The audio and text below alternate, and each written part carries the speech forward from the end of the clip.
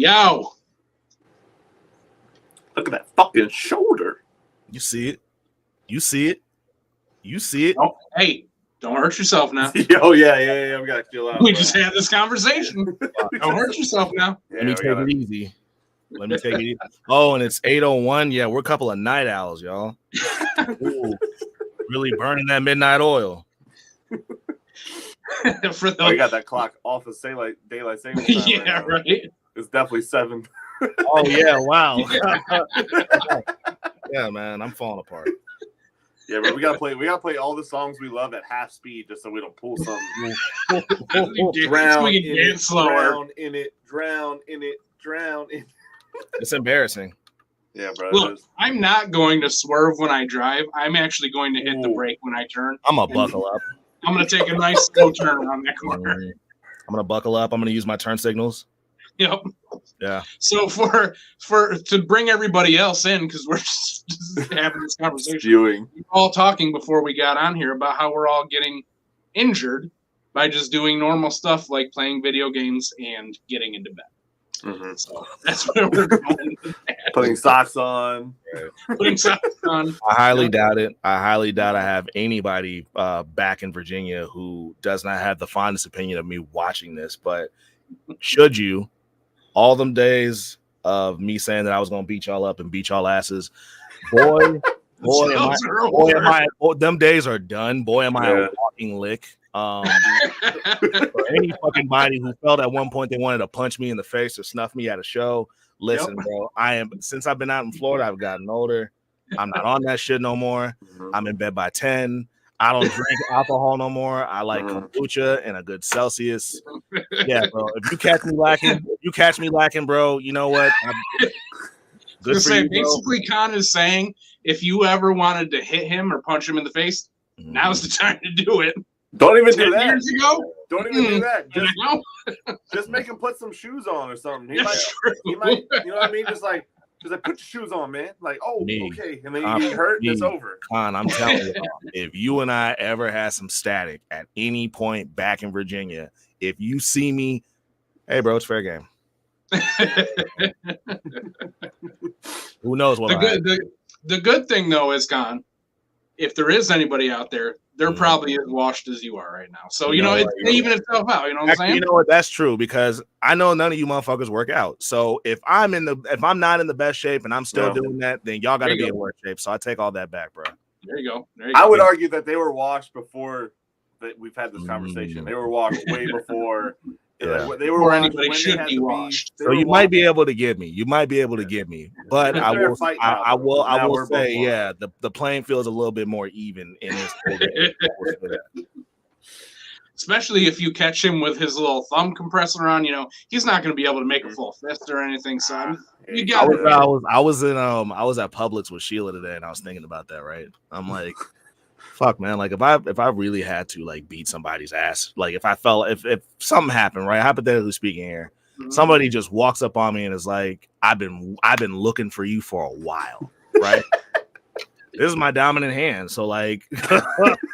I don't know what's gonna happen. Because I was thinking the same thing this morning. So, my back is messed up. It has been for 3 months now. And my wife and I today, we went furniture shopping, and we went to 2 stores. And one of the stores, not in the nicest neighborhood. It's a neighborhood that I grew up in. It's the ghetto. Pretty rough. It is. And we got out of the car, and in my head, I thought, if somebody ran up on me right now. If someone ran up on me right now, what happens next is entirely up to them. Yep. It is their fault. Right now. I got nothing for you right now. Yeah, bro. Well, I'm sorry. Sorry, honey. That's just what it is, bro. Oh, boy. What we doing, man? What we talking? All right, so how are you two fellas doing outside of all of our injuries? How are you guys? I'm straight, bro. I got some pizza ready to eat right here. Oh, okay. All right. We're gonna fuck that up later. What brand are we enjoying? This is a DiGiorno, I believe. So it's not a delivery. For any common misconceptions.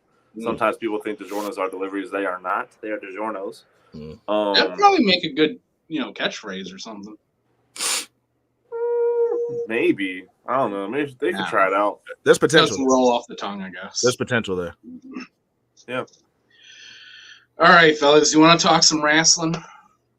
Let's get into it. That's what we're here for, right? Let's get into it. All right. We don't have a lot of headlines today. I don't feel like a lot of big stuff has been happening to really talk about, but got a couple things going over here. Yeah. This is not what I was expecting. No. I think we predicted. Well, I had said that I would kind of hope for like a Sting tournament or something, or like a Sting trophy or something like that, to like kind of immortalize, or is that the word, immortalize Sting a little bit in AEW, and then we got Ric Flair, who is essentially immortal. So I did get something immortal. You want to know something funny? What's up? Ric Flair was actually in a group called Immortal. He was. That's true. Very true. He was in a group called Immortal. With Jeff Hardy, Hulk Hogan, Eric Bischoff, yeah. Kurt Angle was in there at one point. Some shit happened in TNA, bro. Mm-hmm. So, what do you guys think about this? We're gonna be having Flair, I guess, with Sting. Well, I mean, really. Are we really expecting him to wrestle or anything, or what are we expecting? Like a manager type? What are we? Like? I have zero expectations. So I remember you and me talked about this like briefly, Nick, and it didn't really surprise me. It didn't really. I guess it's a big deal. It's not really that big of a deal to me to see Ric Flair in there for maybe a couple of reasons. One reason is I kind of expected him to show up sooner in AEW. You know what I mean? I just kind of expected that. And the reason why I expect that is I've seen Ric Flair show up, me and Hambone at this point. We've seen Ric Flair show up in a few companies quite a few times over the years. So just to see him pop up in AEW again, to me, it's just like, I'm kind of surprised he didn't show up sooner.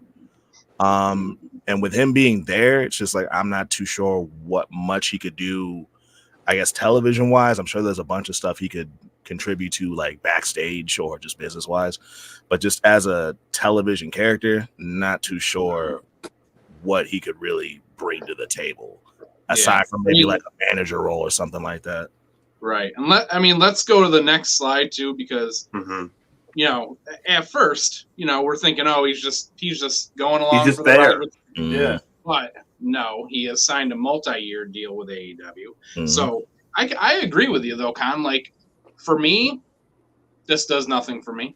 Yeah. I personally don't need to see Ric Flair anymore. I'm going to be honest with you. I don't really feel like Ric Flair is bringing in anybody anymore, even casuals, because he's in his fucking 70s. And he can't wrestle, he can barely move, and he can barely talk anymore either. So, what's he gonna do? Because both of you guys told me the same thing. Hambone told me live because we were watching it live. And I think Con told me, we talked about it like the next day or whatever it was. And I was a little surprised that you guys weren't surprised, but I wasn't also privy to all this information. Like, I've seen that clip with him and Jay Lethal in TNA. Yeah. That didn't really compute to me that was TNA. Mm-hmm. So that makes a lot more sense that, yes, he has shown up in a bunch of different companies. And so, like, that information didn't register to me. I was surprised. Because I always just kind of saw him as a company guy, but clearly he's not. So that's where my surprise came from. I think getting the pop for it was like, that worked. You know what I mean?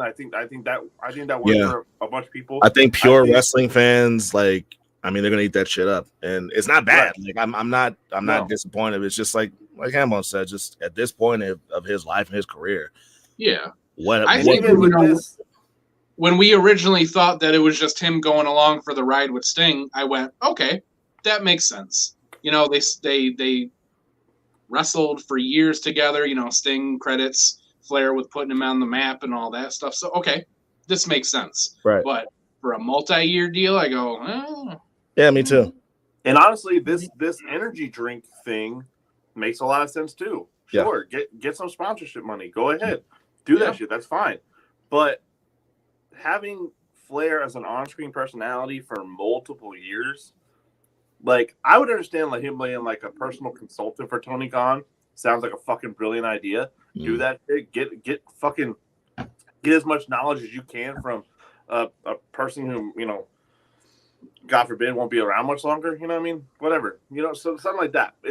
That makes total sense. But having him as an awesome personality, I don't know what that does for AEW. Like, past the manager role, I just don't know, you know, what else he could do. The only thing that I can think of is after the thing with Sting is over, he manages Andrade.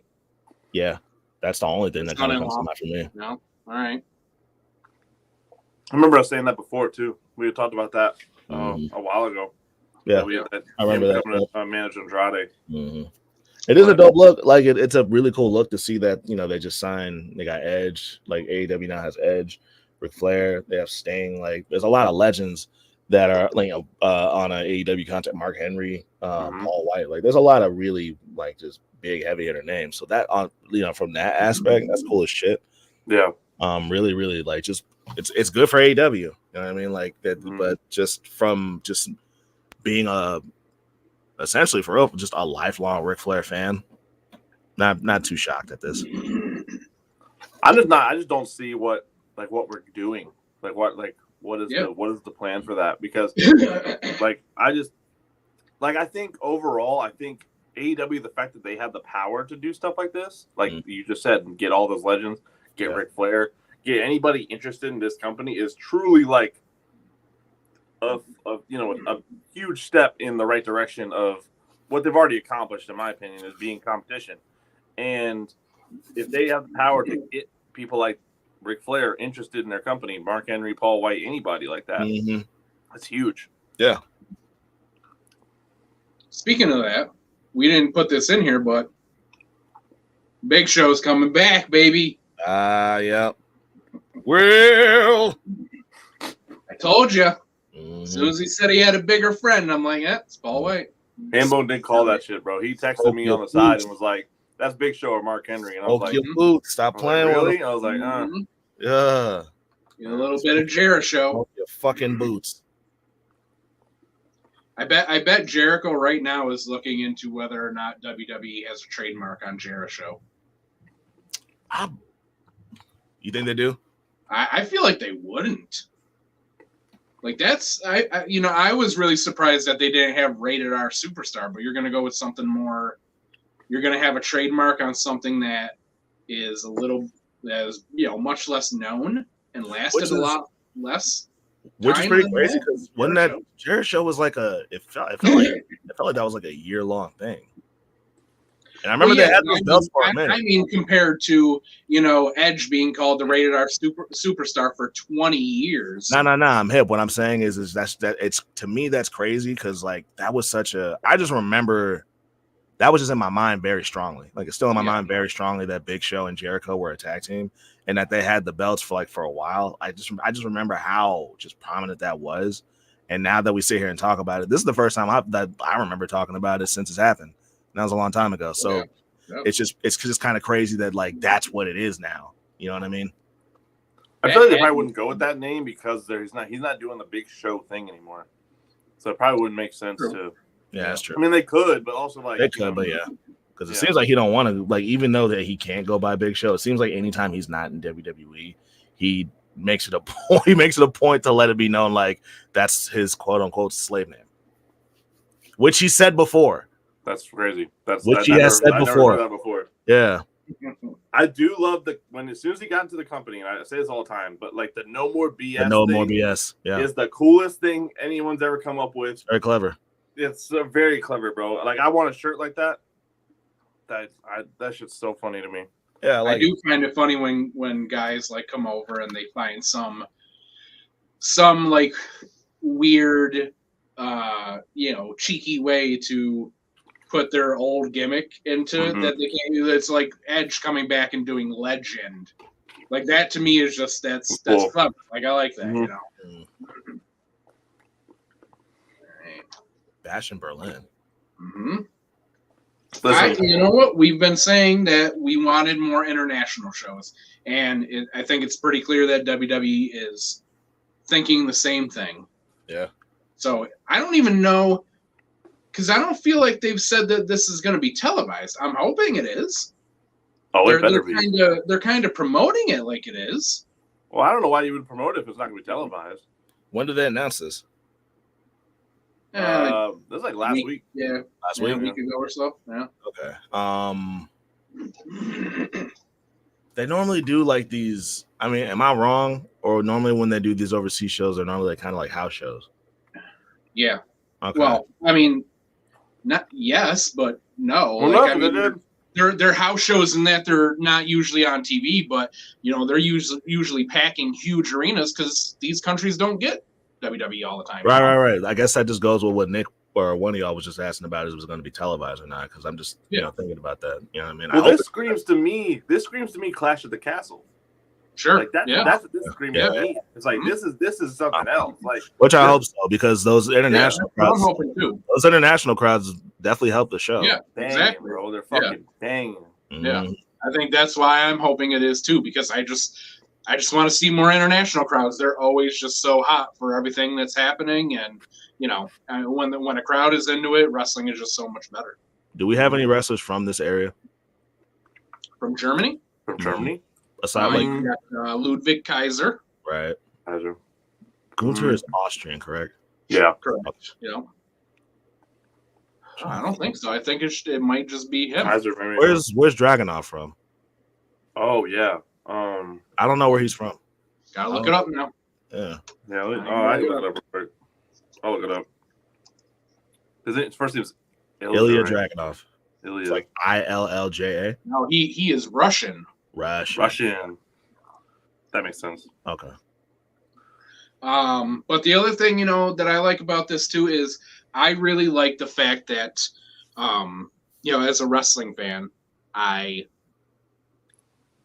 really like the fact that other wrestling fans get to experience this. Yeah. Mm-hmm. In a country that doesn't get it. You know what I mean? Like, I love that they're like, you know what, we got to start going other places and giving fans who don't get this all the time something. Like, I think that's cool for the fans there. Yep. I think it's cool for us because we get to see and feel their excitement and feel their energy too. Like, that's why I'm really hoping that this is televised. I don't even think that this might not be televised, but I really hope this is televised so that we can fucking feel it. When they're in Puerto Rico, fuck yeah. When they're in fucking Saudi Arabia, fuck yeah. Like when they were in fucking where's Clash of the Castle at? Was that London or was that Wales? Yeah, Wales. Fuck yeah! Like, dude, all that shit. Like, those guys never get to see wrestling, so they come out and fucking see, and they just they can't contain themselves. It's amazing. Yeah. I don't know how to feel about this. I mean, I put this on the headlines to talk about probably like 2-3 weeks ago. But I just read something today saying that Drew is still not signed yet. He's still not signed. Yeah. Even with the Crown Jewel match, he's still not signed. That they're thinking he might be the first wrestler of the TKO era to leave. So. I think that's what this really is. I think I don't want to look too crazily into this, only because it's like we just got a new owner. We just got a new ownership company. We got a new overhead. So it's like maybe this is why stuff like this is happening. They're trying to get other shit figured out before they go to these superstars, and especially if they're willing to work not on a contract. It's like, okay, is there really even a rush to get this done? Right. Like that's kind of where like my head's at, because like I'm bringing it back to football, but like my team just got a new owner, and they're being kind of slow because they're just trying to figure out what they're even doing here. Sure. So like they're pretty much like taking the year off and like just taking notes and see how the company runs, and then they're gonna start making some decisions. So that's kind of what I'm looking at here. It's just like, okay, we got deals that are expiring or about to expire or have expired.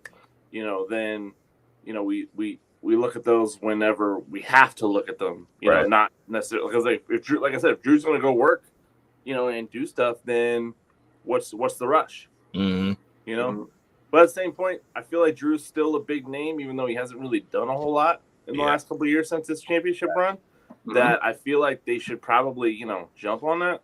Yeah. I don't know where Drew would go necessarily. I don't know if I'd like see him in TNA or, in AEW or anything. I don't know. I just don't know where he'd fit other than WWE. Well, he was in TNA for a while after he left WWE. He went by his real name, Drew Galloway. Him and LA Knight. Him and LA Knight, yeah, who was Eli Drake. But I mean, that would be, you know, if we're speaking hypothetically here, if he were to leave, that would kind of be just, I guess, a place that people would speculate he'd go if he decided to remain in wrestling and just not with WWE. He could also try AEW if he just wants to go somewhere that he hasn't been able to go before. But I mean, he could go wherever he wants, for real. I mean, he could. Yeah, no, it's great. Everybody would be looking to sign him if he actually. Absolutely, I believe so. Yeah, definitely. That video package made me thinking he was going to win, though.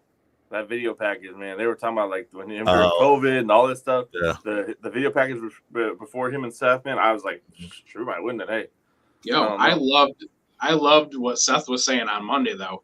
He was like, you know what? People lost their houses. They lost their loved ones, and you're complaining because you didn't get to win the title in front of people. Like, you know what? This motherfucker's got a point right now. Totally stepped on it, right? Because I was like, that was a valid thing until he said that. It was just like, wow, yeah. Like, I forget that we actually, like, as he was winning that, like, yeah, some of us were kind of like, oh, damn, he's not winning in front of people. But, like, some of us had friends that died during that time.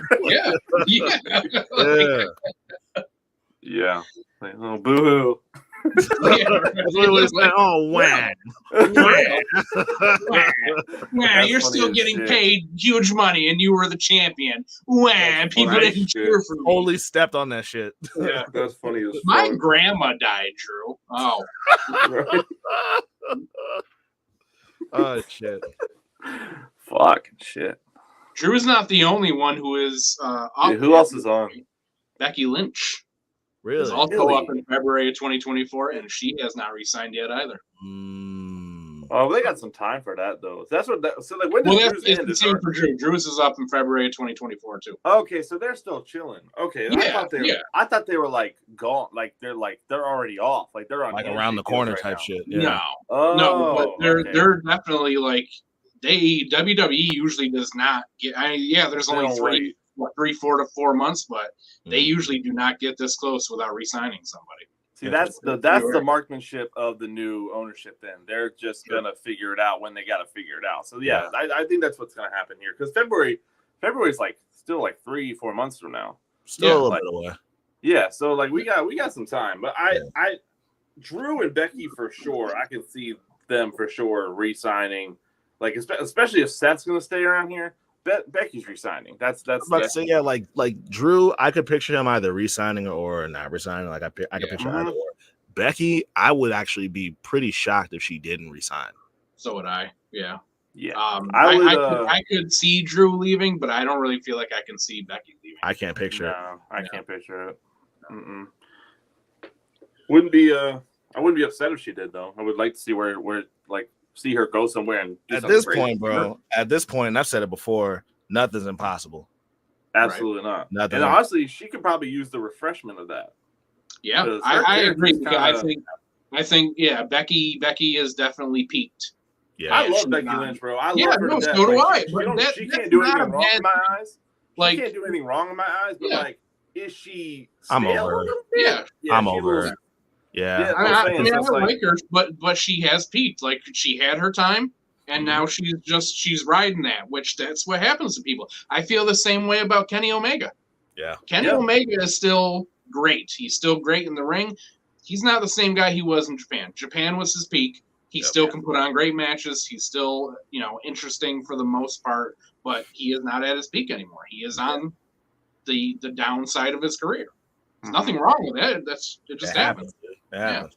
Especially when you consider, like, you can't sit there and compare the current crop of wrestlers to people like Stone Cold Steve Austin, because when you think about it, Stone Cold's peak was 3 years. He had 3 years and then he retired.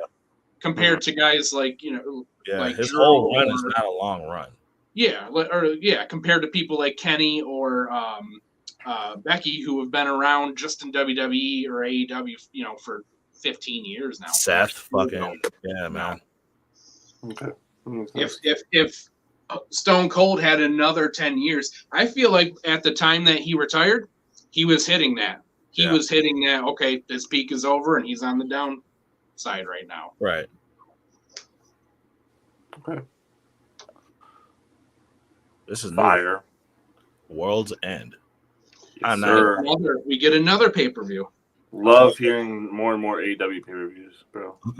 I love seeing it. I just like watching this company keep building on itself. Yeah. I think it's really cool. Just because When did they announce this one? Again, a couple years ago or a couple of weeks ago. Sorry, weeks. Yeah, a week or two ago at least. Okay. All right. Yeah, they like really like it was like a random like social media post when I saw it. I didn't even see it on TV. I just was like, oh, they're doing this. Okay, cool. December 30th. I will have, and that's like coming. Like that's like in a month or two. me and Sheila just got approved for a new apartment. Just to share a little personal shit. Thank you. So I will be enjoying this in my brand new apartment by then. Fuck yeah! When do you move? Nice. 27th of December. Fuck yeah, dude. Yeah. Yeah. Perfect timing. Yeah, man. So I'm looking very much forward to this. It's gonna be a good day. Fuck yeah, dude. Good shit. What are you guys in an apartment now, Con, or aren't you living with? We are currently with their mother. Family, right? Yeah. Okay. That's what I thought. You got a room for just your stuff? That's where he's in right now. No, in your new apartment. Oh. Mm-hmm. It's a 1-bedroom, but we're doing mad condensing right now, like getting rid of a lot of stuff that we don't need because the bulk of our stuff is just sentimental shit that we're just holding on to. Yeah. But yeah, me and her, we did like a good amount of condensing this weekend, and we still got like a good couple weeks left. So just within these next weeks, we're just gonna break it down so that way by the time we move in there, and we're hiring movers this time, dude, because that fuck yeah, bro. The last time my wife and I moved, so we our first house that we bought was 3 bedrooms, right? Yeah. And then when So was ours. Yeah. So that was in Maryland. Then we moved back to New York, and we moved into a very, very tiny house. It was 700 square feet. Ooh, so our stuff was everywhere because we had enough stuff for like a 3-bedroom house, you know? Yeah. So then we moved here, and we're back in a 3-bedroom house. And it was the first time in all the moving that we ever did that I hired movers. Best money I've ever spent. Yeah, dude. Best money I've ever spent. That move from a finger, and it was great. That move from Florida to Virginia was fucking brutal, bro. Yeah, that was a long process. Me and Sheila were like, yeah, he was there, fucking. And me and Sheila were looked at each other. We were like, bro, the next time we move, we are hiring movers. Yeah. There's no question about it. So when we got approved this time, I asked her. I've been asking her like every couple of days just to make sure that like it stays the same answer. But I'm like, we're hiring. Like absolutely, we're hiring. Yeah. We're not lifting shit. If she starts to change her mind, Con, tell her like Hambone said that he did it and best money he's ever seen. Yeah, bro. I'm not. We're not deep. I'm going to make it my mission to not touch shit, dude. Mm-hmm. Yeah. Just be pointing fingers like that room, that room, bedroom, kitchen, bedroom, kitchen. Yeah, exactly. That's your job. I can't do it. There's never been one time where I went, man, I wish I hadn't spent that money. Like, no. I just told you how I fucked myself up trying to put socks on. Imagine me trying to prove all that too. That too, right there. Now you're gonna lift a couch, like absolutely not. What's next? All right, well, that's really it for headlines. We didn't have a lot, like I said. There wasn't a lot going on last couple weeks. Not much. It's been a little dry the past couple weeks. But we got some stuff to talk about still, though. We do. Guys, we go over Crown Jewel last night. Whole lot to talk about. Hey, real quick, can we talk about the fucking set design of Crown Jewel? Because that shit was a drip right there. Yeah. The fucking diamond over the fucking, that shit was hard. Yeah, they killed it. I wish I took pictures of that shit, bro, because that shit was crazy cool. Since the first Crown Jewel, because I don't even remember if Nick, you were a fan yet when the first Crown Jewel was. I remember the first Crown Jewel when they were doing that, just me and my friends just sitting around being like, hey, no fucking way in hell we're watching this bullshit. And I think I might have just like actively avoided watching the first 2 or 3 Crown Jewels, but as the years progressed, bro, like I'm watching it the same way I'm watching any other pay-per-view. Yeah. The first couple Crown Jewels, weren't they on like a Thursday, like in the middle of the day? I specifically remember one Crown Jewel, dude. Like when I was still working at the cemetery, I remember like about in the wrestling chat, and I'm like, it was like a Friday or like a Thursday. It might have even been a Wednesday. And I remember like talking to my friends, and I'm like, hey, when's this joint on? Like, what day is this on? Yeah. Like, it's on right now. And I'm like, it's like 1 o'clock in the afternoon. I'm at work. I'm like, huh? Everybody's at work. Like, what are you Yeah, talking man. about, I remember that. Yeah, I hated that, bro. That was annoying as shit. I remember that, like, specifically. I was like, why are they doing that? I was like, I get it. Like, they're in Saudi Arabia, so they got to cater to that. But, like, I'm like, bro, I am nowhere near the end of my shift. Yeah, like, I just got off of my lunch. I mean, I'm not sure. It was right after lunch. Yeah. It was right after lunch. Yeah. I'm not sure why you're surprised that they went all out for the set, though, Nick. I mean, Saudi Arabia is the WWE's new home. Bro, that shit was annoying the shit out of me. Didn't Bianca say, like, this feels like home to me or something? Oh, like that? I remember. I was like, all right, bro. I don't know. You put me off on it, bro. When she said that, I was like, all right, Bill, you didn't have to do that. Right now. Like, get the fuck out of here. I heard Vince say that, and I'm like, yeah, man. This motherfucker will say anything to keep that blood money coming. Oh my God. Like, there ain't one part of Vince McMahon for real that like believes. I love that. when wrestlers just lie. I love when wrestlers just lie. Yeah, bro. Dude. So again, much WWE gaslighting. Feel like get the fuck out of so here. Nutty. So the new home that you do one event in a year. Okay, that's cool. She said that shit. I'm like, Bianca, I'm a fan, but I'm calling Cat, bro. You didn't like the flight. Right. You didn't like the flight. You didn't like anything about the fucking flight here. Hell no. This ain't home, bro. Yeah. They lost your bags, right? They made you wear oversized T-shirts for the first 3 Your years. Uber was late. Yeah, bro. Your Uber wasn't Word. even late. Your Uber wasn't even late. You just couldn't find the motherfucker, bro. Yeah, bro. Yeah, nah. I feel like Fuck out of here. That shit was fuck annoying. out of here with that, bro. I was sucking my teeth that whole promo. Bro. I did, bro. What you said? All right, all right, bro. Now you bullshitting. So you guys watched this show? I did not. We again talking about the apartment. My wife really wanted to go to Home Goods, so I was in Home Goods when this was happening. Okay. I missed half of this, and I didn't realize. I knew it was on the pre-show, but I didn't register when the pre-show was. So like as I turned it on just to like have it on when it came on at 1 o'clock, this is like halfway on. I'm like, oh fuck. So I unfortunately missed this. I'm glad Sammy won. You know, fucking JD, he was in the mood to hurt himself in this match. Did you see the spot, Nick? You probably didn't if you were halfway through it, where they did a monkey flip. No, bro, go back and watch it. There's a spot where they do a monkey flip, where but not in the corner. They're doing it running on the ropes. JD's running the ropes. Sammy drops down, puts his legs up for a monkey flip, and JD did not flip. He just went forward. Oh, he went like all the way and like slammed his neck like on the ropes. It was fucked up. I rewound it like 3 times. Like, God damn, this dude's trying to hurt himself. Shit, there were a couple times in the match where he was like doing some crazy selling that I was like, holy shit, man, you're doing a lot. You're gonna hurt yourself. Yeah, bro. Doing a whole lot. Yeah, I don't understand JD McDonough's like place right now because they've been doing this like is he in, is he out thing for a long time. They've been dragging it on.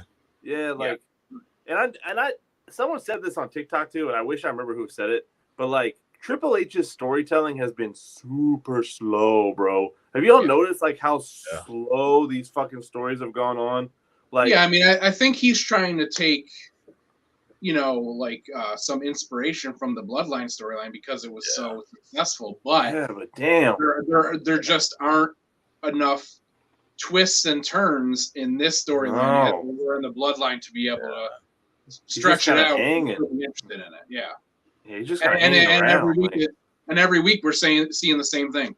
Every week on Raw, it's Cody, Jay, and Judgment Day. Like in some combination, that is happening at the main event. Like every week we're seeing that. Yeah, which is like that part is like that kind of always happens in WWE, in my opinion. Like we get the same kind of matches over and over and over again. So like that I've kind of got it used to. Like how many times are we gonna see the Viking Raiders and New Day? Yeah. Jesus fucking like how many fucking times not a lot now because I think Eric just got neck surgery, but yeah. It took an injury for us to not see it anymore. That's crazy. But But like, you know what I mean? Like, had he not gotten hurt, we would have saw it next week. Yeah, that's what I'm saying. Like, we're gonna see it tomorrow. Like, what do you mean? Like, yeah. So like, nah, like I've kind of got used to that from WWE, just seeing that over and over and over again. I get that, but like. Yeah. It's every week. It's like, oh, can I be in the Judgment Day? And they're like, no, go away. And it's like that's been that for 3 months or whatever it's been. So it's like, dude, like put him in or not put him in. I like stop fucking using him. I'm over it. Yeah, I don't know why, but I'm just not a huge fan of JD McDonough. Like, I don't think he's bad. I honestly think it's his look because he's just so weird shaped. Like, I can't take him seriously. I don't care about him. Yeah. Is this supposed to mirror Sami Zayn being in the bloodline for that little bit of time? Is that what this is supposed to be? Well, maybe. Yeah. I don't know. Right. I just thought about that because, like, the only reason that worked is because Sammy was the fucking center point of it. Right. And because Sammy was over and entertaining, but JD. Yeah. JD is not that guy. No. Not even close. A paper bag. Sammy had years of equity built up with the fans before he was put into that position, so they actually cared about whether he was in or out. Compared to JD, like he was brought up from NXT, put right into the storyline. Yeah, like half the people who are watching, they don't care about him. They don't know shit about him. I don't know nothing about him, bro. Yeah. Like, that's it. Like, all I know is he's Finn's boy and he wants to be in Judgment Day. That's it. Yeah. Yep. It was a good match, though, so I would go back and watch it, if nothing else, just to see JD almost kill himself several times. Jesus Christ. Several times. Get better, JD. Was this next? Oh, it was next. Yeah, this opened. Also, loved Seth's tights tonight. Yes. It was, like yeah, Seth's were dope. I've got to get a picture of it. I didn't have a horse in this race, bro. I didn't really have a horse in this race. Yeah, I know we all picked Seth in the predictions that we did, but I was kind of rooting for Drew only because, like, again, we've been saying this every time Seth defends this thing. Seth don't need this thing, so it's like you might as well give it to somebody else. I don't know if Drew's the right person, but like anybody else could take it and do something with it and possibly get over just for having the title. So I don't know if they really want to do something like that. I don't think they would be doing something like that with Drew specifically, but like at this point, bro, like, and now I'm in the belief system where it's like, okay, someone big has to come in and beat Seth for it now because they've put a bunch of people who he's been in front of him. Now it's got to be someone like totally fucking believable. Otherwise, like it could have been anybody in the first couple months. Yeah. Now it's got to be somebody huge to beat him now. I already told you who it is. Seth told Drew to cry him a river. CM Punk to WWE. Oh boy. Clearly. Listen, man, I don't care where CM Punk goes. Just go somewhere and fucking behave. I don't care about the rumors. I don't care about TNA. I don't care about WWE. It's definitely not gonna be AEW, but don't go there either. I don't care where you go, bro. It does not matter to me. Just do your job. Shut up. Just do your job. If WWE is not gonna do it, then stop talking about him. Because you know what you're doing when you do stuff like that. Just fucking be cool, bro. Yeah. Just be cool. And if he's not coming, bro, just dead it, man. Just dead it. It's like the Punk references are so much. Like, especially if he's not coming. And especially if they keep telling people that they're not interested in him and have not given him a deal. Then stop it. Yeah. What are we doing? Yeah. It's not cool. Yeah, I mean, this was a decent match, but like you guys, like I didn't really. I mean, I'm definitely more of a Seth fan than I am Drew. You know, like I said, I'm pretty done with Drew right now. Even though I do kind of like this. Oh, he's the Batman of WWE kind of thing they're going with. The what? Somebody called him that. Somebody was like, "You're like the Batman of WWE now." Like Batman? Like, yeah, kind of. His behavior is very anti-hero-ish. Yeah. He's not really a bad guy. Yeah, but he's not really doing things. Which I've said before. Lately that I've enjoyed the side of Drew where he just seems like very, very agitated and like less about like I don't like it. What's been throwing me off about Drew McIntyre is I've always been a fan of Drew, but his character has gotten really stale. And to be honest with you, I'm not a fan of the wisecracking giant guy. Like I'm just not a fan of that. Like the clever, charming, wisecracking giant. Like. On him, like he does it very well. Don't get me wrong. Mm-hmm. That's not the version of Drew McIntyre that I like. Mm-hmm. I liked like the version of him that came out with Dolph Ziggler. You know, when he first debuted, the Scottish Psychopath. I like that version of Drew McIntyre. Right. This and that again, Con, that gimmick is what got him over with the fans. And made him the babyface. And then they turned him babyface, and what did they do? Changed everything about him. He started pandering to the fans. Yeah. All of a sudden, he's a good guy doing all the good stuff. WWE does it all the time. It's the Hulk Hogan package, the Rock package, the John Cena package. They gave him that, which again, I think he does it pretty well. But I'm more entertained by like Drew McIntyre, the vicious ass kicking Scottish psychopath. I like that. I agree. Yeah, I did like him and Sheamus's. What's that called? Their dynamic. I like that a lot. I like entertaining. Sheamus That's entertaining to me.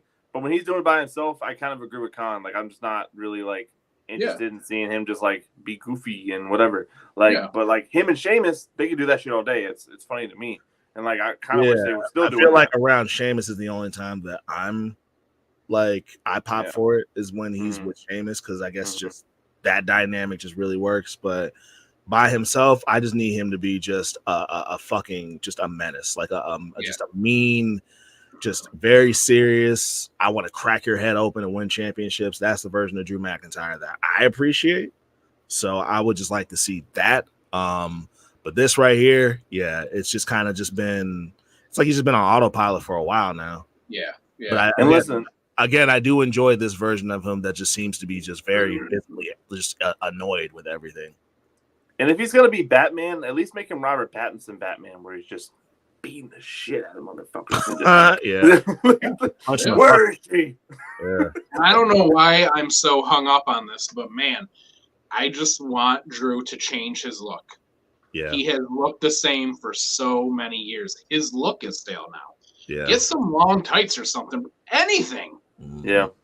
Evolve. I'd almost say cut the hair. I'd almost say even cut the hair. I 100% agree with you. Cut your hair because Drew, his hair has definitely thinned very much in the time he's been with WWE, and it don't look that great on him. You know what he could pull off? You know what he could pull off? You know, you've seen The Boys, right, Con? Yeah. Mm-hmm. The dude who's like going after them. Yeah, I know you're talking about. I know the actor's name is Carl Urban, but I don't remember his actual like name on the show. That fucking where it's like short right here in the beard, he can pull that shit off, bro. Yeah, that'd be hard. Yeah, man. Yeah. If he did that, that'd be cool as fuck. Like he can. I think Drew would look like a menace with a buzz cut too. I think so too. Honestly, if he took on that entire like character type of, that character type would be kind of. I like that idea, Nick. I don't hate that at all. That's a good idea. Type would be fire because that's really an anti-hero if you want to talk about one. What the fuck is that guy's name, bro? God damn, I can't remember his fucking name. I know the actor's name is Carl Urban, but I don't remember his fucking name in The Boys. Dude's from New Zealand too. Yeah. Isn't it Billy? No, is it Billy? Yeah, Billy Butcher. Yeah, it is Billy Butcher. You're right. Billy Butcher, bro. If he was Billy Butcher in the WWE, that should be fire. I like that idea, Nick. I like that a lot, actually. Because he would fucking kill that hairstyle. He'd fucking kill it. Like, even dress like him, like outside of the ring. Yeah, like the leather jacket. Yeah, the leather jacket, the t-shirt, and just fucking be pissed off. Like, yeah, dude. Like with a fucking chip on his shoulder of vengeance. Like, yeah, dude. He needs to have that, bro. That's a good idea, Nick. I like that. I like that a lot. This was a good match. Yeah, there was a lot going on. It was a good match. I enjoyed a lot of the spots in this match. And I ain't gonna bullshit. I didn't expect to care about it much. I'm a big Nia Jax and Rhea Ripley fan, so I'm watching strictly for them. But I was actually more entertained with this match than I thought I would be. And Zoe Starks, this is actually the first match that I've seen because I've heard a lot of good things about Zoe Starks in the past, but those things that I hear about her just don't translate on television for me. But this was the first match that I watched with her in it where I was like, okay, I see what everyone's talking about. Yeah. I thought Shayna was gonna win there for a second, but she had fucking, was it Rhea and Nia like both like kind of locked up for a second? Yeah, I thought that shit was about to be over. Yeah, it's like anybody was coming in to mess it up or nothing. I was like, oh my lord. I really liked the finish for it too. Yeah. Just Rhea doing the riptide off of the second rope onto whoever was being pinned there. I can't even remember, but I really liked that. It was Shayna. Shayna got pinned. Yeah. Rhea needs to wrestle more, right? Like, she is not wrestling. I mean, I feel like she wrestles when it makes sense. So, like, I don't know. Because, like, I want it to be believable when she wrestles. Like, could this person beat her? Or, like, this is a scenario here. Like, Nia Jax could have beat her. And it would have made sense to me. Yeah. But, like, I don't know. I think I feel that way, too. There's such a tier system in the women's division right now where it's, like, champions and, like, the people they fucking push. And then there's, like, a big middle section. Just a big-ass gap. Yeah, and then, but it's like a huge gap between that tier and the middle section. And then there's, like, just the girls that, like, are just there. The low-card women. Yeah, so it's I think that Triple H is trying to change that, though. We're seeing a lot of women who were not getting TV time or getting any character development, even just a couple weeks ago. This is the most I've seen Tegan Knox on TV ever, so I gotta agree with that. Yeah. Like Tegan Knox, I see her a lot. Xia Li. Yep, Xia Li. What? The two girls from NXT, the two that were the tag team champions, Alba Fire and Isla Dawn. Isla Dawn, yeah, them. We're seeing Caden and Katana backstage a lot, so I feel like they're going to get reintroduced. Yep. Candice LeRae, Indy Hartwell, they're all getting way more time than they were even just a couple weeks ago. So I think he's trying to fix that because you're right, Nick. Like before, that's all that was really happening was they were only pushing and using the women who they had already gotten over. Pretty much. Yeah, it was like Charlotte and Asuka and Becky and Bianca, and that was it. Yeah. And it wasn't until Rhea became champion where it's like, okay, now it's a little bit of a shift. And now it's like even doing more of a shift. So that's really good. Yeah. I mean, they still. I think Becky being the NXT Women's Champion actually helps too. One more time? Is that fair to say? Is it fair to say that because before at first I didn't get it, but is it fair to say that Becky being the NXT Women's Champion for a while kind of helped with that too? I think so because it kind of took her off of main roster programming. Yeah. And like, no, definitely did that. Get more time. Yeah. Because it's like, okay, we don't have to like wait around for Becky to show up and take up a title slot or something like that because she was in NXT. So yeah, like it kind of gave everyone else kind of a little bit of breathing room. For me, that was kind of her version of the U.S. Open Challenge that John Cena used to do. Because she was cooking with like the younger talent, and it definitely helped get me familiar as a person who used to watch like the old NXT, like the black and gold, and just kind of fell out once they started doing the NXT 2.0 shit. It helped me get like didn't she face Cora Jade, or am I tripping? No, Cora Jade hasn't been on TV in a while. Then who was it? Who was she? She's injured. Who was it? Roxanne? Roxanne Perez. Roxanne. Yeah. Okay, so it was like Roxanne Perez. Who was the girl that just beat her? I forget her name because they were pushing her a lot. Naira Valkyria. Thank you, her. And there was somebody else that she faced. Well, she did Tegan Knox. She beat Tiffany Stratton for the title. There you go. That's Tiffany Stratton, Tegan Knox. Because like I said, this is the most I've seen Tegan Knox on TV ever. Tegan Knox, Tiffany Stratton, Roxanne Perez, and then the girl who just beat her, Lyra. I got her name right? Lyra Valkyria. Thank you. Okay, so I think that definitely kind of helped too. I really like that Becky just lost clean to Lyra too. That made it even better. You just put her over, like, because I was not expecting that at all. I'm like, nope, Becky's walking out with this. I was convinced Jade is the one who's going to beat Becky. Yeah, because you were the one that texted us and said that she won. I didn't watch because I was just like, do I need to? She's gonna win. And so when y'all said that she had actually lost and clean, I was definitely surprised. Yeah. This was surprising to me. I was very surprised. Very surprised. I for sure thought that Cena was gonna go over.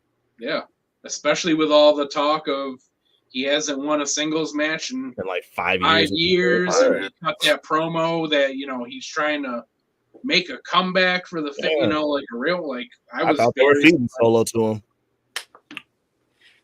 Solo beat his ass. Yeah, that was definitely surprising to me, and it was clean too, wasn't it? He beat him clean. It wasn't. There was no real interference from the bloodline, no weapons, no nothing. Crazy.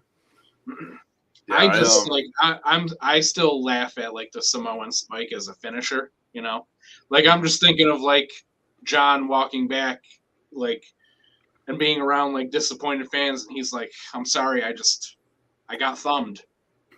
I got thumbed so many times. What I was kind of what I was kind of hoping they would do, because I mean, Hammy, you remember Cena had a pretty, I would say, memorable feud with Umaga, like a pretty good feud with Umaga.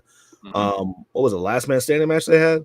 Yeah, that was a great fucking match. So I was kind of hoping for a couple of callbacks to that, especially seeing as like Umaga is obviously just a member of the same family as Solo, and especially now like they brought his name up a lot in the bloodline. So I was kind of expecting a couple of callbacks to that. If there were, they weren't very noticeable to me, but I thought it was pretty cool to see that like Solo beat him with the Samoan spike, because again, like the Cena and Umaga feud was a pretty good feud, like one of Cena's best feuds in my opinion. But yeah, I was pleasantly surprised. Like I was expecting Cena to win. I wouldn't have been mad if Cena won, but seeing Solo beat him and Solo beat him clean, I do like seeing them put the younger stars over. And I mean, to me, that just tells me that they have, they think very highly of Solo, and that they have bigger things planned for him in the future, which is something that you should do with the younger talent. So, and it goes back to what you were saying about Triple H, just kind of just righting a few wrongs. And I mean, that was the vibe that I got just from watching them pin Cena. So I'm very cool with this outcome, and I'm looking forward to see what happens next, because it looked like he was alluding to a retirement. I don't think he's actually going to retire just yet, but for the sake of a story, yeah, I'm interested. Yeah, I think this gives a lot of. I've never been a big John Cena fan, and I still don't consider myself. Really? Yeah, no, I'm not. I was a Punk guy, bro. I know you were too, but like in that, like I've never been into the goody two shoe stick. It does not do anything for me. I got you. And that is, Cena. So, I'm not a huge Solo fan either, but I do like that, Solo went over, because while I'm not a Cena fan, I respect the fact that he has come back and he's just putting over younger people. Yeah. So let's talk about that for a minute, because I remember Nick, I don't remember how you tweeted something where you said, can you tell me? I don't want to misquote you. I definitely said the more we see John Cena, the less special it is. And how I really was talking about that was essentially every time WWE talks about shows, looks at John Cena, it's like he's been away for so long when he was literally just here 4 days ago. Like he was just on Raw, and now he's on SmackDown. And you're acting like he's been gone for so long. Like, oh, look who it is! Oh my god! Like, and to me, it's just like, okay, that's like, for me, that's over. Like, John has been here a while. Like, I don't know how long it's actually been. It's definitely been a couple months though. And to me, it's like the specialness for me is gets a little worn out when you're just here now. You're here on a day-to-day basis. You're here more than the Universal Champion is. Like, you're here like. Roman's here less than John Cena is now. And so it's like, for me, it's like, oh my God, look who it is. It's Roman. That makes total sense right now, because Roman is Roman's not going to be here for the rest of the year now. You know what I mean? So that's where my thing was. Hold on. Let me. So let me give you, and I'm not giving this perspective to say that you don't understand. It's just a perspective that I feel like maybe just as a newer fan, maybe you just haven't visited. You tapped into wrestling well after Cena's run, right? Sure. So I understand why you would feel that way. And you're not wrong for feeling that way. The reason why I think that this run is special, although we do see Cena every week, is because guys like Hulk Hogan, guys like The Rock, guys like Stone Cold, who once they, got past their, I guess, quote unquote, golden years as a wrestler, they definitely went into that part-timer role, right? So anytime you see them come back, you know, like there's just certain tells. You know what I mean? When The Rock comes back, you know he ain't gonna be here for a while, right? Although we would love to see The Rock here for a while.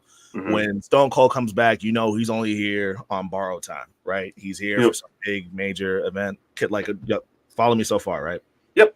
With a guy like Cena, and I explained this to you before, and so you know it's nothing you don't know. No, it's fine. I wanted to do this on the podcast. Yeah, with Cena has just always been the guy who is the first to show up and the last to leave, right? And even into like this part of his career, where he's essentially fallen into the same tier as a Rock or a Stone Cold or who else did I name? Hogan, even a Brock Lesnar, where it's like, you know, Cena, you know, when he shows up, like when The Rock would show up, we would all be like, oh, it's here he's got a movie coming up, or he's in between filming movies, right? Yeah. And regardless of the reason why Cena shows up, you know, there's a couple of reasons why we could say like the writers, the actors strike, like that, right? A guy like him, I think I think this run is special for the fact that he is showing up every week during a period of his career where he could be doing what Rock or Hogan or Austin is doing. He doesn't have to. He doesn't have to, for sure. He doesn't have to, but the fact that like, and again, I'm not saying this because you don't understand it, but just the fact that him showing up, like that's the surprise to me, where it's just like, oh, he's still here, right? He doesn't need to be. You know what I mean? So I think that's what makes it special. Is just like he's the only quote unquote part-timer guy who's like, fuck it, I'll show up to work for like 2 more months straight. I don't give a fuck. I'll show up. When a guy like Rock will show up, you know, because it's part of the story. We're not going to see him for like 4 weeks, and now we're going to see him again during that big match. Okay. So your rebuttal is that it's special because the fact that he's even here still. Yeah, a part-timer doesn't give it up like this. You see what I'm saying? Okay, he's the only part-timer that I can think of who is giving it up like this. Yeah. To me, it was more about and you're correct. I agree with that 1,000%. Like the fact that he's still here is very like, holy shit, like because we don't know, because when he does leave again, we don't know when the next time we're gonna see him. Yeah, exactly. So like he could be having his retirement match soon. I do not believe this was it. For the record too. But my whole thing is kind of more of a blanket statement. Was more like, you know, like when anyone's here week to week to week to week, like it's not as special as it was when he first came back. You know, so that's but this is what I was going to say, because you already said that, Nick. Counterpoint to that. You say, oh, you know, it's not as special. You know, when Roman shows up, I'm like, oh, shit. At the same time, every single week we're going, I don't give a fuck about Roman because he's never here anyway. So which is it? That's true. No, that's special when somebody doesn't show up forever and then they do? Or is it, well, I'm not interested because he's never here anyway. You know? So for me personally, Roman showing up is not a special thing because but for WWE and for other people and other fans and stuff like that, Roman hasn't been here for a couple of weeks. It's special. It's special for them. It's special for WWE to promote it. Like, oh my God, Roman's actually going to be on SmackDown this week. Yeah. Right. So like for that aspect, for a hype aspect, for like a promotion aspect, it's a special thing. For me, it's not a special thing. For me, this John Cena run's very special for me because, like Khan said, I missed it. I fucking missed it. I missed the whole thing. So the fact that I get to see Cena is so special to me because I thought I was never going to see that shit. Like the fact that I saw Rock the other day is special as fuck for me because I never got to see him. I missed all that shit. You know what I'm saying? Like when Sting showed up, that's fucking special for me too. I missed all that shit. So like stuff for that, like when I say this is not special, it's more like it's not special for them to keep acting like it's special. Does that make sense? That's where I'm at with it. It's like the more you're like, oh my God, it's John Cena. It's like, yeah, I know it's John Cena. He's been here for a couple months now. Like, you know, that's where I'm at with it. But yeah, that makes more sense. That's where it's just like, it's like, you know, like the Corey Graves and Michael Cole being like, holy shit, look who it is. Like, yeah, I know, Cole. Like he's been here. Like, that's where I'm at with it. But I agree. Like, John Cena's run, super special. The fact that he's still even here is a fucking blessing in its own. And it's dope. Because, like I said, I missed it. So I get to see it, and I keep getting to see it. And it kind of sucks that it feels like it's kind of over right now. Yeah. Whenever I see him show, especially like just like these last couple times I've seen him, like it's just this vibe of like he's about to wrap up soon. We don't know when, but like it feels like he's about to wrap up soon. Yeah. Like sure. you guys just said, like I don't think this is his retirement match either. But that's a good I don't point. think his retirement match is at Crown Jewel. No. But what I'm saying is it's a good point that you just made, because even though all of us our thought is, oh, he's not done yet. He's not done yet. Yeah. Still feels every match like he might be done here. Yeah. You know what I mean? Yeah. And that's kind of how it felt when he walked away too. And like it was giving very much like this is the last time we're gonna see him for a while at least. You know, like when he was walking away and like kind of just thank you, like, doing that to the crowd, like that felt like so that definitely felt like that. I just don't see Solo at Crown Jewel being his retirement. Yeah, I don't see that at all. One of our friends was like, I think that's it for him. And I'm like, you've been watching wrestling for as long as us. I think you would know that this is not the setting where John Cena is going to call it. Hell no. I the don't GOAT think deserves a fucking WrestleMania retirement. Yeah. I honestly don't think that Cena is going to be permanently done for a while. I would say probably another 2 years of doing it the way that he's doing it now. Yeah. Where he shows up for a couple months at a time, puts someone over, goes away. Yeah. Where he's not wrestling every single week. Mm-hmm. I think he'll still be doing this for a couple years. I think he'll be back in a week. Honestly, I don't think he'll. No, I don't think he'll show up. I just mean like I don't think that his permanent retirement is coming anytime soon. Yeah. No, I'm saying like we'll see him very soon. I think not this week. I don't think we'll see him at Raw or SmackDown this week. Yeah, he's but got come next week. Yeah, just like, even though he was giving off the vibe that he was about to be gone for a while, he'll probably pop up pretty soon. He'll come out and come talk to somebody, and then like Grayson Waller will interrupt or some bullshit, and then that'll be it. To be honest with you, like I want to. This is just a personal thing. Like what was that pay-per-view where he was like the quote unquote host? That was Payback. I want to see him do more shit like that, man. Like Fastlane. Was it Fastlane or Payback? I think it might have been Fastlane. Yeah. I would like to see him do more things like that. It's entertaining and it's fun to see John Cena do, still be in wrestling, but just do things other than wrestle. Like I think he's hilarious. I mean, we all know that John Cena's pretty fucking funny. But with this run, we don't know how long he's back. But I want to see him do a bunch of different shit. Like I want to see him do the host thing again. I want to see him do a little bit of commentary too, to be honest with you. Like I just want to see him tap into different shit while he's there. And he does that Wipeout show. Like he can definitely do commentary. Like it's not, it's not out of his purview. I would love to hear John Cena on commentary. Yeah. So I would definitely like to see something like that. Yeah. Oh, you could do? You fucking could do? To spice up that third hour of Raw, make that third hour just John Cena and Michael Cole. Oh, on commentary? I don't watch that shit. I don't watch fucking the third hour of Raw. So if they fucking make that the third hour of Raw, where Cena just comes in and just sits down and does commentary with him, I'd rock with that. Yeah. Yeah, I mean AEW is kind of doing that right now with JR. JR shows up for the main event. That's it. That's all he calls. Just do that for John. Yeah. I watched, most of this with, a friend of mine, and he had, because I was talking about how the match ended, and I was like, wow, I'm really surprised that, Solo won, and he won clean, and he, agreed. Yeah. And I was like, I really like that Cena's just coming back and putting over younger talent, and I feel like he is going to do that for a while because I feel like he gets it, you know. And my friend was like, well, if he just comes back and gets beat every time, like, does it even matter? And in my head, I'm like, yeah, because, like, I'm not a Cena fan, but he's John Cena. Like, I can recognize what he means to the industry and especially to the company.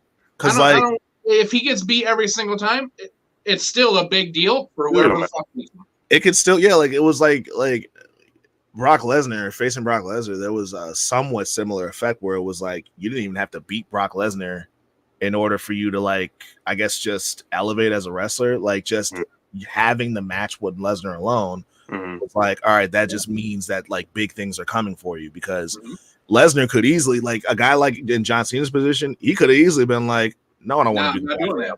Yeah, he could have easily did that. So just the fact that, that seal of approval of even getting the match with him, that's a big deal. Yeah. I think one of the smartest things that John Cena is doing is anytime he talks about the GOAT conversation, he immediately shouts out Roman Reigns. Yeah. I think that's one of the smartest things that they got him to do. Is like, look, you need to put up our guy because this is our guy right now. Yeah. And just anytime anyone talks about it, just you gotta say, I think Roman is. And like he gives valid points too. Like he has valid point. Like he damn near removes himself from the conversation whenever it comes up. He absolutely does. Which is like such a a nice person thing to do, but very humbling thing to do. But very white meat baby face thing to do. And it puts Roman over as if he needs to be any more over. Right. You know what I mean? Like it's so crazy. It's just like oh man, like we got John Cena over here telling us that this guy's the GOAT. Like like this, we need to and like I said too, like John Cena like gives like valid reasons, like the way he puts people over and blah blah blah. It's like John's good, bro. John's fucking good. Yeah, I think again, like John Cena is very much a company guy. Yeah. And he looks at it and goes, you know what? Roman is their guy right now. So no, you don't need to talk about me. Talk about this guy. I've had my time. I made my money. Yep. I won 1 million titles. Like I'm good. He gets that.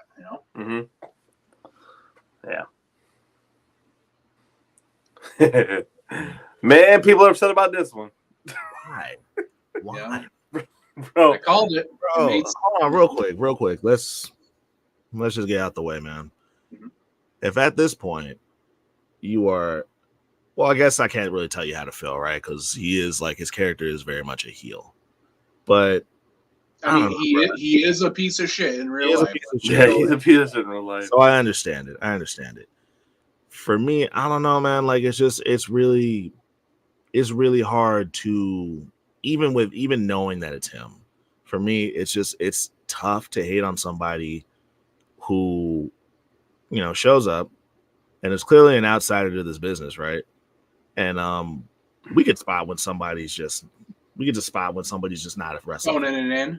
We could sniff that shit. Like us, like me and Hambone as fans, like, and I'm not saying like not you, Nick, but just us as lifelong fans, we could have a conversation with somebody, or we could hear somebody talk and just tell this motherfucker don't really watch wrestling like that. I feel that, yeah. Right.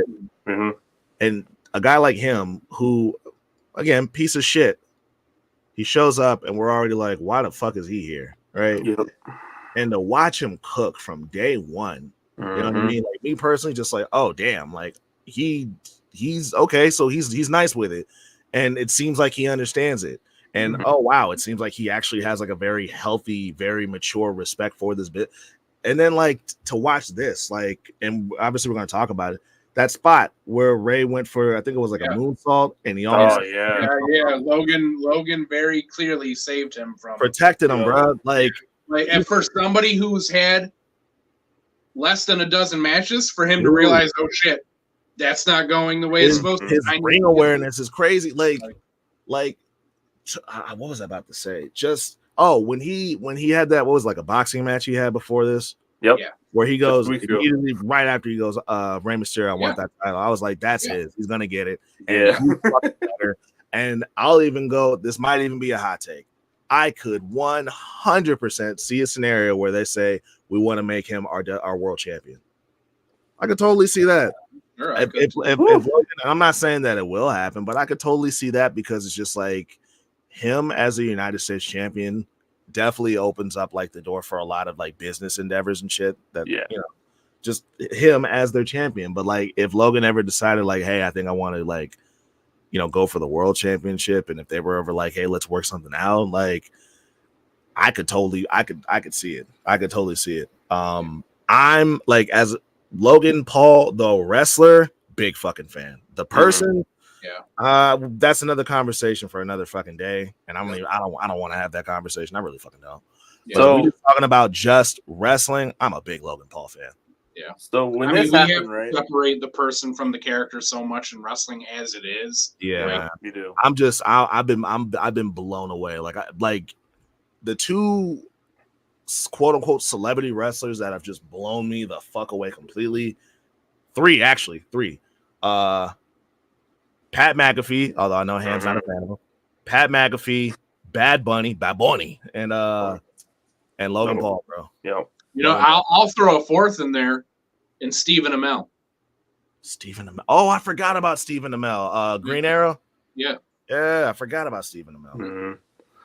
The so I had to take so I saw that a lot of people were angry about this, and I kind of had to take my wrestling fandom out of it and just look at what it is and look at the headline, right? Yeah. Logan Paul defeats Rey Mysterio for the United States Championship. That's a crazy headline. That's a crazy fucking headline, especially headline. because two things. The person who doesn't know a lick of wrestling, right? Our friend Ethan. We have a friend named Ethan, right? Yeah. Shouts out Ethan. So I was playing video games with his wife, Audra. Shouts out Odds. Shout out to Audra.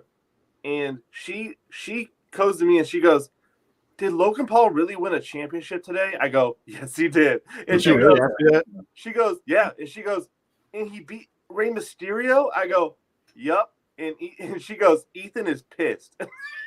I go, "Why?" And like, so it's because Rey Mysterio is one of the few wrestlers that almost everybody knows, right? Yeah, he's a household name. John Cena, Rey Mysterio, right? And everybody, in our age group knows Logan Paul. So they see Logan Paul beats Rey Mysterio, and they go, "What the fuck happened?" Yeah, right. Yeah. And so people who don't even watch wrestling say, "What the fuck is Logan Paul doing?" How did that happen? Yeah. How did Logan Paul be the only wrestler I know? Right. That's how that happened. Like, and really, when you think about it too, like we kind of talked about, I don't know if Logan Paul was a wrestling fan before this. I have no idea. Yeah, I got no idea. He was. I think he said he was. All right. Well, my what I'm saying is, like, it's clear that whether you like him or not, whether he was a wrestling fan or not, he has respect for this business coming into it. Yep. And especially, you have to think of it like this too. This motherfucker had a boxing match 2 weeks ago. Yep. Millions of people were watching who are not wrestling fans. Yep. And the first thing he said after it is, I want Rey Mysterio, WWE. Like, he was smart enough to go, I care. I take this seriously. Mm-hmm. And I'm going to talk about it now because I'm going to get other people who don't watch it watch it. After fresh off a boxing match, it was the first thing that came out of his mouth. Yeah, the very first thing. He didn't have to do that. Yeah. He did not have to do that. He could have talked shit about beating the guy. He could have talked about his next real fight, whenever that is. The first thing he said was, "I want Rey." He could have kept it separate, like a lot of people do. Yep. A lot of people. He could have saved that for the press conference. Yeah. He could have. He said, "No, I'm doing it right now with millions of people watching because I take it seriously. Whether you like wrestling or not or whatever, I take it seriously." So I can't hate on a guy like that, bro. I'm too impressed. I'm just way too impressed. Yeah. I'm very impressed because it's only been 8 matches. Yeah. 8. It feels like it's been a long time. Like his match with Roman Reigns, I thought that was a great fucking match, and I was ready to shit all over it. Yeah. Dude, him and Ricochet in the Royal Rumble, fucking crazy. Yeah. Like, that's like, and then him and Ricochet already was fucking, like, we knew it would be a spot fest. And he smoked Ricochet's boots on, like, in the ring on the mic. He smoked Ricochet's fucking boots, bro. Yeah. And then came back for the comeback and, like, went after Samantha when he came back. Going against Bray and brought Dom in. Like, bro, he's fucking good, bro. I can't hate. I can't hate. And also think of it this way, too. All those wrestling fans who hate this, who are mad about this, just think about the person who beats him for it. They're going to be a fucking hero. Oh, yeah. And I personally think it's probably going to be LA Knight. Because I don't think LA Knight's going to get put into that world title picture for a while. Nah. Do that shit. Nah. He'll get back to it, but like you said, it's going to be a minute. Yeah. Probably not like late next year, maybe. Yep. Maybe. I could see LA Knight and Logan Paul for the United States title at WrestleMania 40. Oh, big. Most definitely, bro. Yeah. Most definitely. Do that. We could definitely do that. We'll revisit this conversation just because you said that. We're gonna revisit this combo. Yeah, we definitely are. Also, Ray needs to get on the smoke for Santos for leaving those brass knuckles in the ring. I don't know. Right? We cannot go past that. What are you doing? If WWE goes past that, I'm gonna be fucking. I hated that. Yeah. Hated that. If they go past that, if they just breeze right past that, like completely that just happened, I'm gonna be pissed. I'm gonna be pissed. You literally, the whole reason you came out was to keep those brass knuckles out of the ring, and you just throw them back in there. Yeah. Yeah, nah, bro. No, but hold on. Let me tell you what had me laughing my ass off. He clocks the fuck out of Ray with those brass knucks, right? Mm-hmm. We all saw it. Yeah. He goes up to Ray. He bigs him up. Ray quite literally tells him, I know what you did. You know what Logan says? I don't know what you're talking about. What? I don't know what you're talking about. I love you, man. I don't know what you're talking about. You're a legend. I love you. Like, I don't know what you're talking about.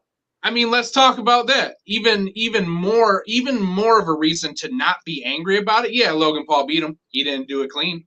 Hell no. He just had a boxing match 2 weeks ago where, he destroyed the guy, but he had to have somebody interfere, and he had to use brass knuckles to defeat Rey Mysterio. So that's funny, man. That does not make Rey look bad. It doesn't.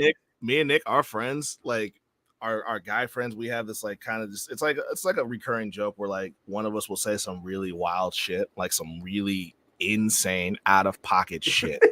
And when somebody reacts to it, we'll be like, I don't know what you're talking about.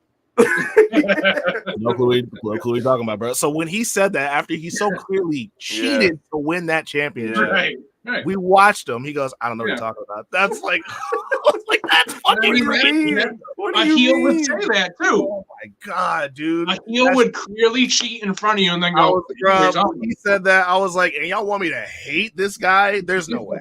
It was funny too, because like I think Ray said like I know what you did. He said I know what you did. And then Logan came back and was like, I don't know what you're talking about. And then I believe Ray said you know what you did. Like you know what you did. And Ray is like, I love you. You're a legend. Like, oh my God. Like what are you talking about? Bro. Oh god, yeah, I love this match from start to finish, bro. This is probably what a great probably match of the night for me. Yeah.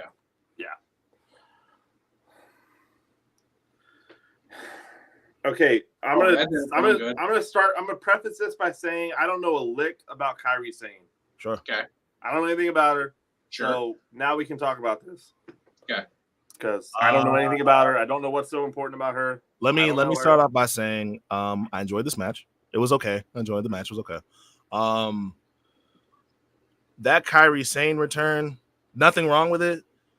They probably should have held off on that because the crowd just looked like it just was not translating to them who that was. Okay, so I heard a thing about the crowd. Real quick, I heard a thing about the crowd with this is that they were not responsive to any of the women's matches. I don't know if that's a cultural thing. Oh, it's a cultural thing, bro. I was like, I feel like it is. So it's like I saw people shitting on it, and I was like, I don't know if I can really shit on that because it's like that's like a thing of their religion and their culture and everything. So it's like I can't really like I don't approve of stuff like that, but like also like what am I supposed to do about it? Like never go out to Saudi Arabia and like just never have women matches? Like that's not gonna happen.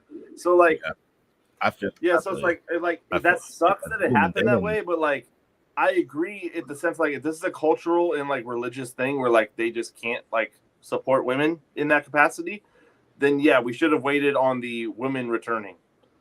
We should have waited on any woman. That's why I said they should have held off, because in a country like this where it's just like that's kind of just how they view women, it was just like maybe that wasn't the best move because again they didn't react at all when she showed up. They didn't react to anything women related in that whole night.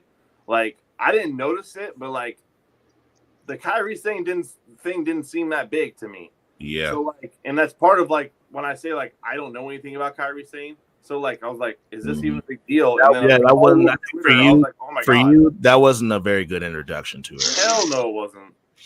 And I've heard her name before. Yeah. But like it was just like I don't know. Like but I would personally like I've never really been a big Kairi Sane fan. I never really saw the hype around her. When she was around, I think it was the same when she was around, it was around the same time that Io was around too. I was more of an Io guy.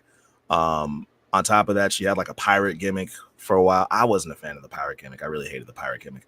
I've always heard how good she is. I was just never big on her, but just knowing that she was back, I knew that was a big deal. But again, the crowd just did not budge. Yeah. I definitely think if we're gonna keep doing things in Saudi Arabia, which it definitely seems we will, we should probably hold off on anything big in women's storylines because it just doesn't. It's not gonna work. Yeah, it's not gonna work the way you want it to. Like it's so. I mean, just and you understand that, so just don't do it. Like you're not gonna be able to like combat it. You're not gonna be able to like get people excited. Like it's their thing. Like So Khan had Bianca winning this. So were you surprised? It was like a wild card pick. That's really what it was. I was just going for like some type of surprise, but yeah. Okay. I don't know if I would have been like all the way surprised with her winning. But I feel like Io's just on a run. So and Bianca doesn't really need a title again. Per se, like especially like this version of Bianca, because I think we're still on the same page as like Bianca needs some type of other thing going on besides just being a champion, So I'd much rather see her like kind of get a character change and then get a title maybe. But yeah, I don't know. Yeah, I think the right person won right now. But we're talking about Bianca. Isn't it? Anybody else surprised that fucking B-Fab is gonna join? Yeah, that was so left field, bro. Wait, what? B-Fab popped up. She showed up. B-Fab from Hit Row.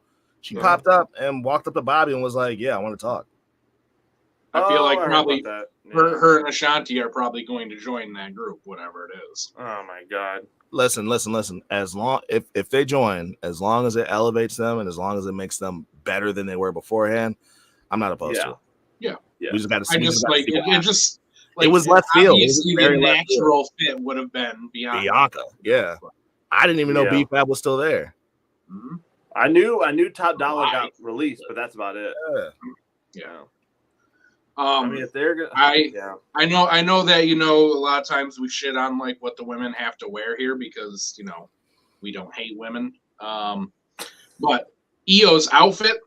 That shit was cool. I love those pants that she was wearing. Very like they were very Jeff Hardy reminiscent. Yeah. I thought her outfit was very cool. I think it might be on consideration for March Madrip next year. Oh, the women had that shit on. Yeah.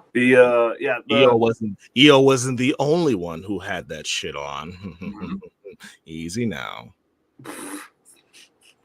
The women's like outfits in Saudi Arabia have gotten a lot better the last couple of years. Yeah, before it was a jumpsuit and a t-shirt. Oversized t-shirt. Yeah, it's not that shit. So anything's better than that. So, as far as Kairi Sane goes, like I like Kairi enough. Like I'm not like some huge fan of her, but the thing that I like is that it does seem like, especially from the things that I've read, it looks like Damage Control and Io are going to go their separate ways, and Io is going to form her own group. Yeah, because they're saying that there's a third and possible fourth person that they're going to put with Io and Kairi. One of them that's being discussed right now is Saray, which neither of you probably know. She was in. Oh, Saray, the girl with like the pink stripes and shit in her hair. Yeah, I forgot about her. Yeah, she had about 6 months on NXT 2.0. And then she was gone. So they're talking about bringing her back and putting her with them. I would love for Asuka to be with them. Yeah, I would think that group, them four. I don't even need Saray, honestly, but Kairi and Io and Asuka, that's a badass group to me. That's a very badass group.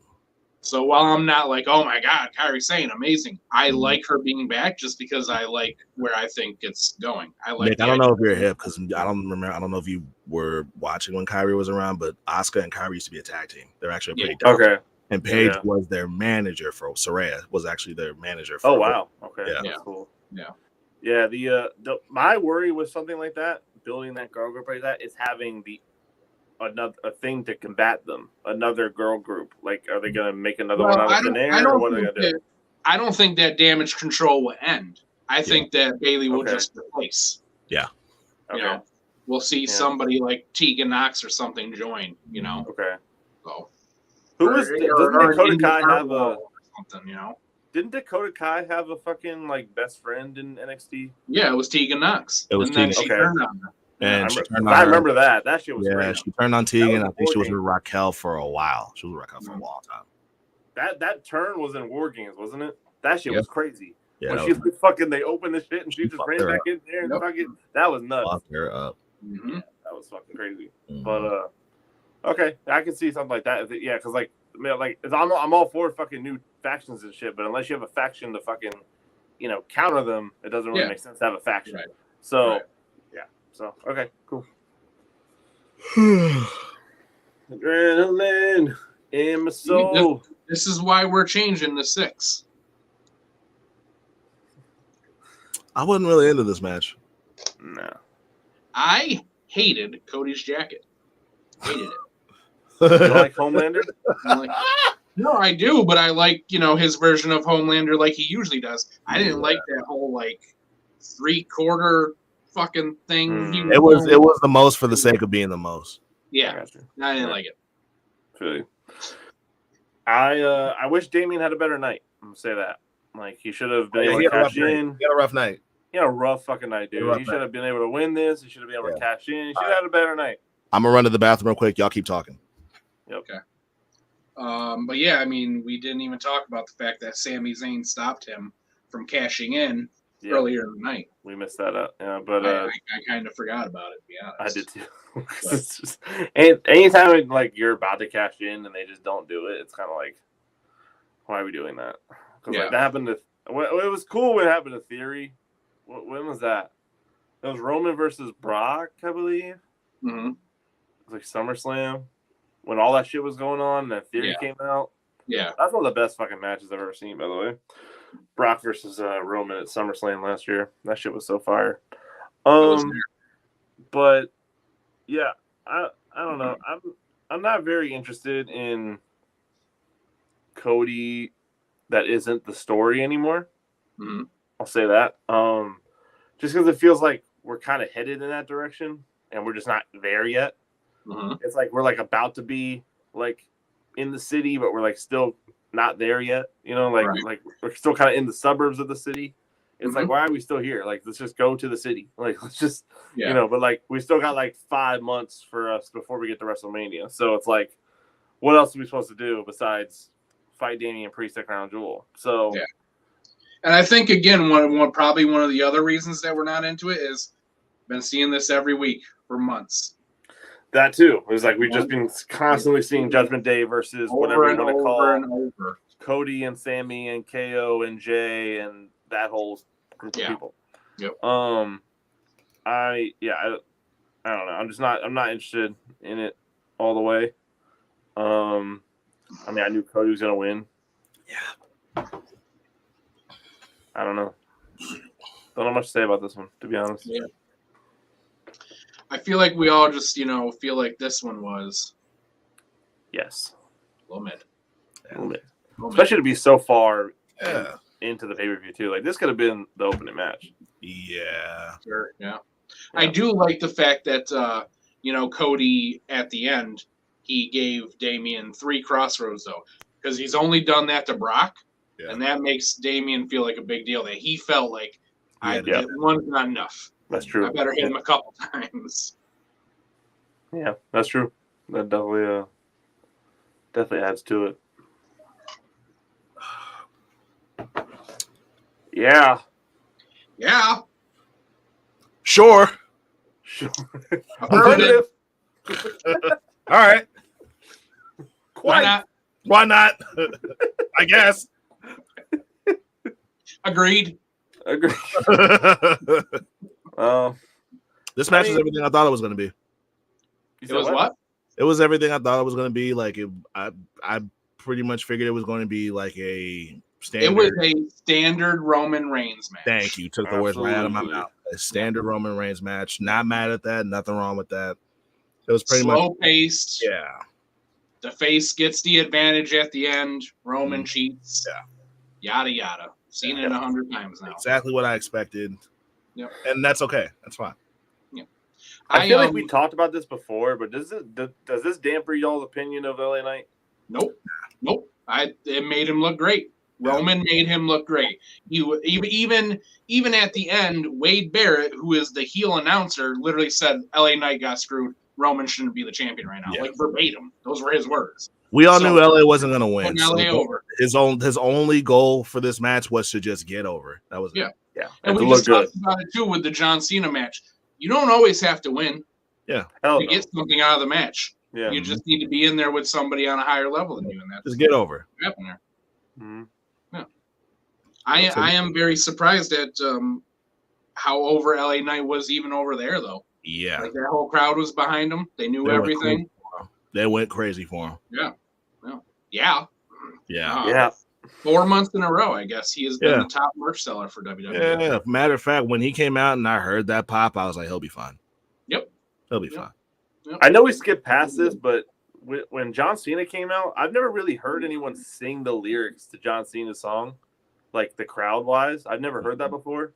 So to hear Saudi Arabia do that was really crazy. For John Cena? Yeah. They did it for Cody too. Like, my time is up. My time. Like, the thing about bro. Like that was hard. Yeah, like Saudi Arabia. I'm pretty sure that they bought his album when it dropped. Probably. Yeah. Because they knew Cody's song too. They knew it word for word. They did, yeah. But like Cody's, like we've heard people sing Cody's song. I've personally never heard anyone sing John Cena's song like that. So like I was like, oh, like they're going in like that. Like when they sang the fucking Bad Bunny song in Puerto Rico, I was like, this is nuts. Like this is crazy. Yeah. That's what it felt like. Yeah. But yeah, I think I'm with you guys too. We talked about earlier. It's like I think LA Knight probably goes to the mid card just for a little bit and probably just get something over there. Yeah. I mean, I could honestly see him get any of those titles right now. Because at this point, I think Gunther's done everything he can do with that. I mean, I'm sure he could hold it for a little while longer and just, really solidify that fucking record.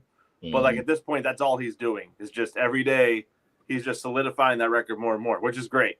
But I just feel like what more could he really do with that title? So I mean, LA Knight could come in there and swoop that. I think LA Knight and Logan Paul would be an amazing match. And that would be, for him to get that too would be super cool. I would like it to be a little closer than WrestleMania, like you said, Hambone. I'd like it to be a little like maybe a Royal Rumble time would be great. I don't know it needs to be right now, but like if he had a title by Royal Rumble or even before, just a little bit before it, I think that'd be really cool. Well, my thought was the reason that I said WrestleMania was for a couple reasons. First off, again, we're specifically talking about the people who are upset about Logan Paul winning, holding this title. So, okay, we're going to go 6 months with him holding the title. People are just going to be fucking pissed. That's true. By the time you get to WrestleMania, imagine the crowd, an 80,000 crowd, and LA Knight beats Logan Paul there. Imagine that reaction. That's why I say WrestleMania. Because I think the pop for LA to win there is going to be crazy. Astronomical. That's true. It's very true. Mm-hmm. I have a question for you that's really kind of off topic, but not really. Has anyone ever won or held the United States champion and the Intercontinental champion at the same time?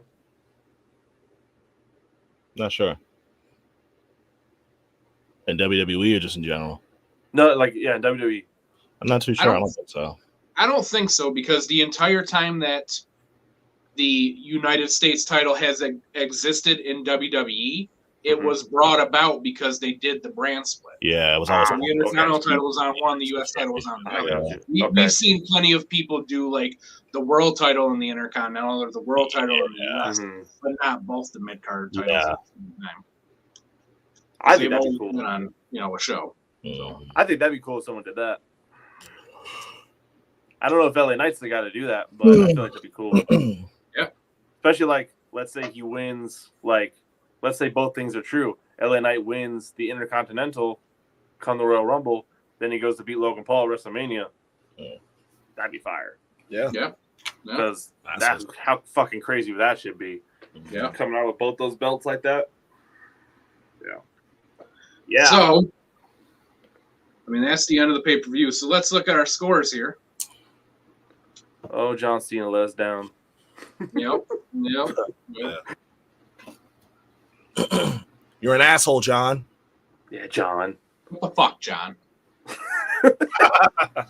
How dare you, John? Still, And still. But I mean, so I say me and still, but also, you better watch your ass, Con. Because I'm on your ass. This guy below you.